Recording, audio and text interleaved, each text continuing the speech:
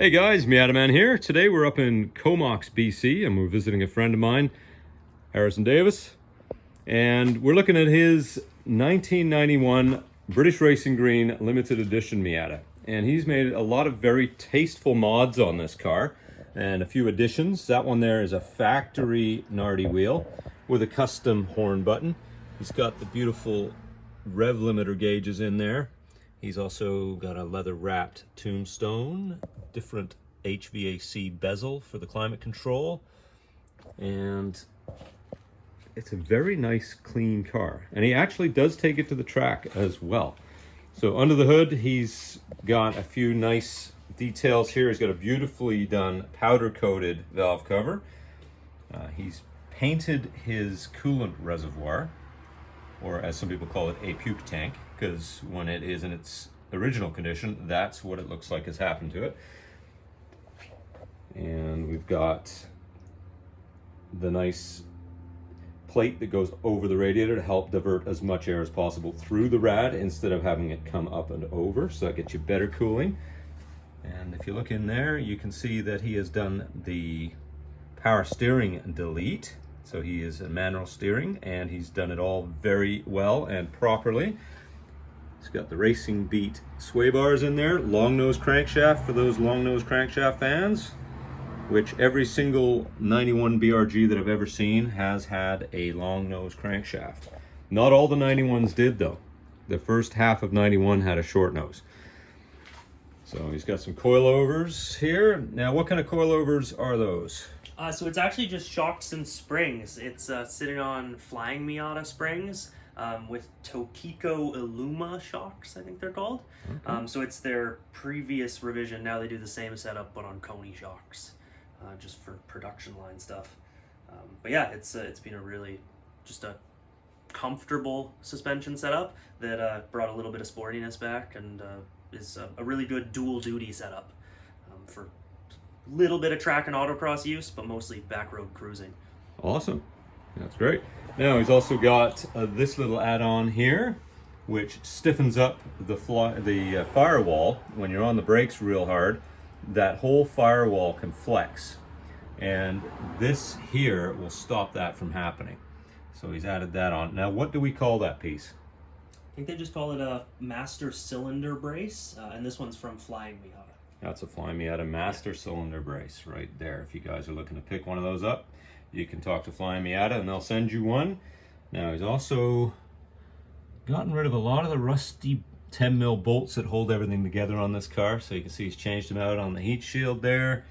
He's also changed them out all along the fenders right there on both sides. This thing is so clean. Look at under the hood here too. It's in impeccable condition.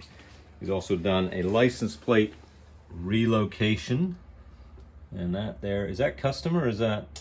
I think that one is Jazz Performance, I believe. Jazz Performance, okay.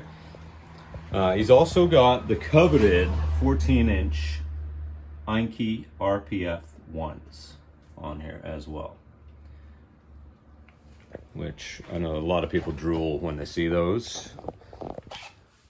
And he's also had custom center caps made for those things, because they don't come with center caps. So he's got the nice Mazda center caps on there. And you're running a stock exhaust on this right now? Yeah, I am.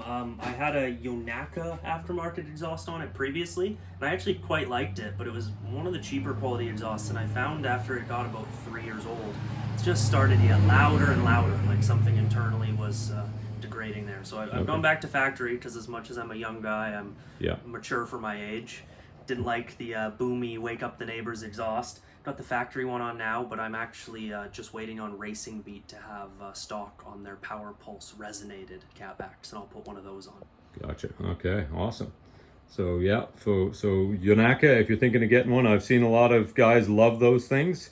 That's the first time I've heard about one getting really raspy. Maybe the baffles were falling apart in that one, but maybe that's a one-off. But yeah, something to think about if you are thinking about getting a Yonaka. You know, they look great, and well It priced. sounded but- great for the first couple of years, so I can't fault them there. Yeah, exactly. Stuff wears out. Just so. maybe longevity wasn't all that. What else can you tell us about this? I've had this car. This was my first car. Bought it back when I was in high school off summer job money. Had to get my parents to help me drive it home because I didn't have a full driver's license at the time and couldn't bring it home myself. Yeah. And ever since then, it's kind of just been a project of love. So I bought this car living way on the other side of Canada, out in Ontario. Only drove it in the summers there. I'm only the third owner of the car, despite the fact that it's older than I am. And it's kind of been a project and toy ever since. So I spent the first probably year I owned it just taking things apart, cleaning them up, putting them back together. I've taught myself how to work on cars with this car. I had to Google search how to do my first oil change when I first bought it. And I've done almost everything on it myself. First big mechanical job, doing a timing belt and water pump on the car. And so it's been with me through a lot. This car was with me when I graduated high school. It's been with me on first dates. It's came across the country with me, and I can't part ways with it.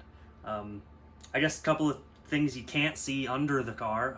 It does have R Theory frame rail braces to go with the rest of that suspension setup. Right. Where'd you get those? Directly from R Theory, so they're actually in the Toronto area somewhere. Okay. So Canadian company, so Very much nice. more reasonable to get such a heavy part Absolutely. when it's from a Canadian company. Yeah, no brokerage if it's coming across the border as well, right? So, Exactly, yeah. Yeah, that's one thing to worry about when you're in Canada. If you're bringing stuff in from the U.S., Car parts here are way more expensive than you think. Yeah, absolutely. I learned that fast. But yeah, it's a fantastic car. I can't describe how happy it makes me feel to drive this car. It's I went away to college for a couple of years. The car sat here in my parents' garage. Didn't drive it, and it would have made a lot more sense to sell it, especially because it's probably worth a lot more than when I bought it. But I wouldn't. I'd want it back. Keep it forever. That's what I'm doing with my 91 BRG. So I think this will probably be my forever car. Right on. Yeah. I'm happy to hear that. Let's see if we can have a look at these frame rails under here. Let's get down. Have a look. There we are.